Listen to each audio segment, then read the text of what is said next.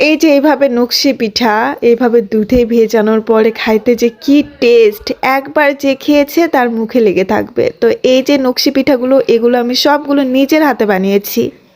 সেদিন বাবার বাসায় যাওয়ার পরে এই পিঠাগুলো বানানো হয়েছিল, বাট অনেক লেট করে আমি আপলোড করলাম। এই যে এখানে আমার আম্মা আব্বা আর আমরা তিনজন মিলে পিঠা বানাচ্ছিলাম।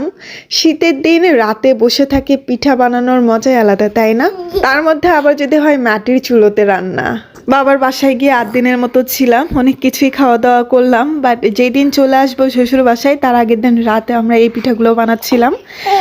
আর সকালবেলা শ্বশুর বাসায় যাওয়ার 2-3 ঘন্টা আগে দুধের মধ্যে ভেজানো হয়েছিল পিঠাগুলো। আপনারা সাথেই থাকেন, সবই দেখতে পাবেন। এই পিঠাটা বানানো খুবই ইজি। যখন আমরা ফার্স্ট টাইমে একবার তৈরি করেছিলাম এই পিঠা, তখন আমরা এই যে খুমিরটা যখন করতেছিলাম তখন এই খুমিরটা আমরা দুধের মধ্যে দিয়ে করেছিলাম। আর এইবার আমরা পানিতে করছি। করার পরে এই খুমিরটা এখন খুব ভালোভাবে ম্যাশ করতে হবে। তো ম্যাশ করার সময় এখানে সয়াবিন তেল আমরা একটু অ্যাড করলাম। তাহলে দেখেন খুমিরটা যখন আমরা অনেক নাড়বো তখন কত সুন্দর একটা মসৃণ একটা ভাব চলে আসবে। যেহেতু আমরা এই নকশি পিঠাগুলো হাতে তৈরি করব, এই জন্য এই খুমিরটা খুব সুন্দরভাবে আমাদেরকে প্রস্তুত করতে হবে, একদম নকশি পিঠা বানানোর উপযুক্ত করতে হবে। তো তার জন্য অনেক হাতে এইভাবে টিপতে হবে। আর এর মধ্যে আমি আরেকটা জিনিস অ্যাড করব এখন, সেটা হচ্ছে এই ডিম অ্যাড করব। তো এই ডিম অবশ্যই অ্যাড করতে হবে, নয়তো কিন্তু খেতে একদমই মজা লাগবে না। তো এখানে যে কয়টা পারো অ্যাড করতে পারো। কেউ 2টাও করতে পারো, কেউ 3টাও করতে পারো, কেউ 4টাও করতে পারো, কারণ এখানে ডিমের উপরেই কিন্তু নির্ভর করবে এই পিঠাটা কেমন হবে। আর সব থেকে ভালো হয় যদি কারো বাসায় টোস্ট বিস্কিট বা এনার্জি প্লাস বিস্কিট থাকে, তাহলে সেগুলো এখানে একদম গুঁড়ো করার পরে এখানে অ্যাড করতে পারো। তো এখানে আমি এই 2টা ডিম এখন এখানে আমি অ্যাড করে দিব।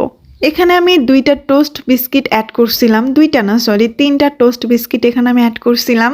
ভাই যদিও আমি একদম প্রফেশনাল এগুলো কাজ করি না, তারপরেও আমি এই কাজটা করছিলাম। এর আগে একবার খেয়েছি, তো খাওয়ার পরে এখনও ওই স্বাদটা মনে হয় মুখে লেগে আছে। তো তার জন্যই এটা করতে বসছিলাম আবারও। তো শুধু সেদিনই মজা হয় নাই, এই যে এই পিঠাগুলা করার পরে আমরা যখন খাইছিলাম গাইজ, সত্যি এই যে এখন আমি ভয়েস দিতে বসেও আমার মানে সেই স্বাদটার কথা ফিল করতে পারতেছি। যেহেতু এই ভিডিওটার শ্যুট নেওয়া আমার আরও 15 দিন আগে। তো এই পিঠাগুলো করতে একটু টাইম লাগবে, মানে খুব কঠিন কাজ না, বাট একটু টাইম নিয়ে করতে হয়, কারণ এগুলো হাতে বসে বসে নকশা করতে হয়। তো এক একটা পিঠা নকশা করতে একটু টাইম লাগবে, এটা স্বাভাবিক, তাই না? তো এই যে